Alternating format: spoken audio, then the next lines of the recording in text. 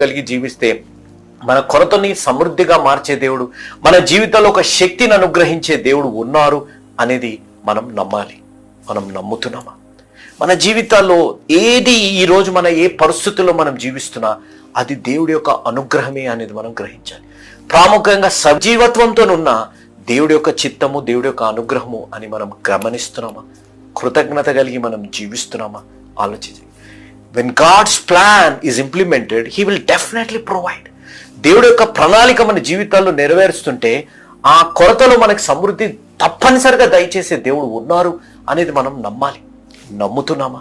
విశ్వాసం కలిగి జీవిస్తున్నామా? విధేయత కలిగి మనం జీవిస్తున్నామా? కృతజ్ఞత కలిగి జీవిస్తున్నామా? ఘనత, మహిమ, ప్రభావాల దేవాతి దేవుడికే చెందాలి అనే అంత ఆత్మీయ జీవితంలో మనం జీవిస్తున్నామా? తమ్ముడు, చెలమ, ఒక్కసారి ఆలోచించండి. నేను మన ఒక దగ్గర చూస్తుంటే 17 సంవత్సరాల ఒక బ్యాడ్మింటన్